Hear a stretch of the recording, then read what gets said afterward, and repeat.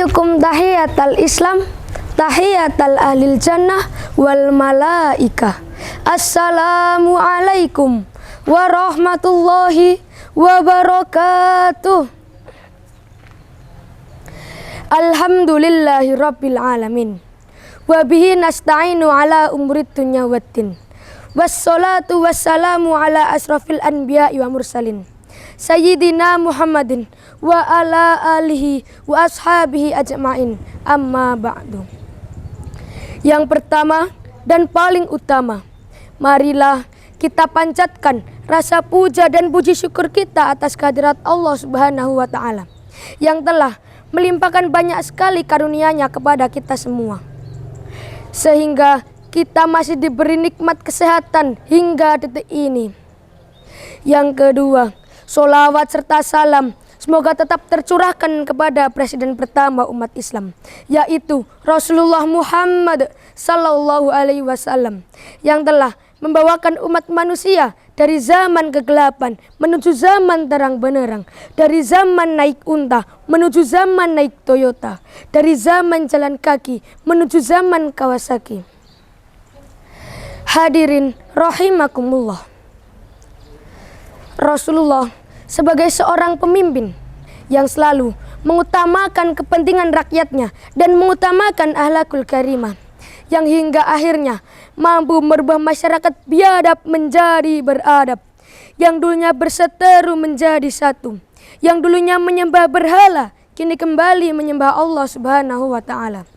Oleh karena itu, untuk mengikuti jejak Rasulullah Sallallahu Alaihi Wasallam, saya akan menyampaikan pidato dengan bertema meneladani sifat Rasulullah Sallallahu Alaihi Wasallam, sebagaimana disebutkan di dalam Al-Quran surat Al-Ahzab ayat 21.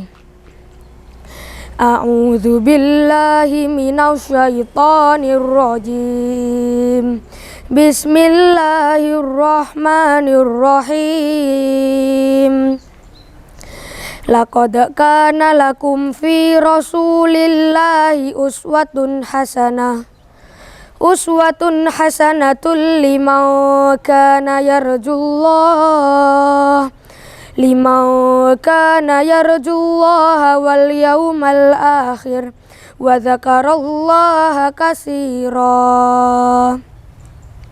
Yang artinya, sesungguhnya telah ada pada diri Rasulullah itu uswatun hasanah, suri tauladan yang baik bagimu, orang yang mengharap rahmat Allah dan kedatangan hari kiamat, dia menyebut asma Allah.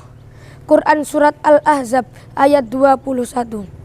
Di dalam ayat ini menjelaskan bahwasanya Allah Subhanahu wa ta'ala telah mengutus Rasulullah Sallallahu Alaihi Wasallam di muka bumi ini untuk menjadi uswatun hasanah.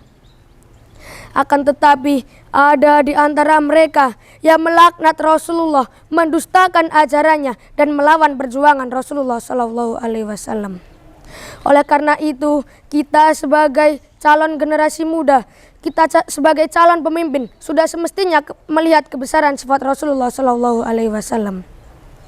Di antaranya adalah sidik, amanah, fatonah, dan juga tablik. Yang pertama adalah sidik atau yang artinya jujur. Sejak masa muda, Rasulullah Shallallahu Alaihi Wasallam memanglah dikenal sebagai orang yang dapat dipercaya. Orang-orang di sekitarnya menjuluki Rasulullah dengan julukan Al-Amin atau yang artinya Muhammad dapat dipercaya. Bahkan suatu ketika di masa muda, Rasulullah Shallallahu Alaihi Wasallam pernah menjadi salah satu pedagang di bawah Sayyidah Khadijah. Rasulullah selalu jujur dalam berdagang, tak pernah mengurangi timbangan. Bahkan beliau tidak pernah menukar barang dengan barang yang lebih jelek. Alhasil, Rasulullah Shallallahu Alaihi Wasallam selalu mendapatkan keuntungan yang lebih besar dari pedagang lainnya. Sifat sidik inilah yang akhirnya membuat Sayyidah Khadijah tertarik kepada Rasulullah Shallallahu Alaihi Wasallam. Kemudian sifat yang kedua adalah amanah atau yang artinya dapat dipercaya. Di saat Rasulullah Shallallahu Alaihi Wasallam berusia 30 tahun, terjadilah banjir besar yang menerjang kota Makkah. Banjir tersebut menghanyutkan Hajar Aswad, sehingga Hajar Aswad pun berpindah tempat dari Ka'bah. Akan tetapi Rasulullah Shallallahu Alaihi Wasallam mendapatkan kepercayaan untuk meletakkan Hajar Aswad kembali ke tempat semula. Kemudian sifat yang ketiga adalah tabligh atau yang artinya menyampaikan. Salah satu misi diutusnya Rasulullah SAW di muka bumi ini adalah untuk berdakwah. Di dalam Al-Quran surat Al-Hijr ayat 94. Bismillahirrahmanirrahim. Fasda' bima tu'mar wa a'rid 'anil musyrikin. Yang artinya, maka sampaikanlah Muhammad secara terang-terangan segala apa yang diperintahkan kepadamu dan berpalinglah dari orang-orang yang musyrik. Shadaqallahul azim. Bahkan di saat Rasulullah berdakwah, ada beberapa di antaranya yang tidak suka dengan Rasulullah Shallallahu Alaihi Wasallam. Akan tetapi kunci sukses Rasulullah adalah bersabar dan menerima apa adanya.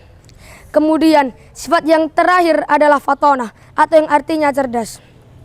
Allah Subhanahu wa Ta'ala telah memberikan kepada para rasul berbagai cara untuk dakwahnya dapat diterima oleh semua kalangan, termasuk ketika menghadapi kaum yang sangat menentang ajarannya.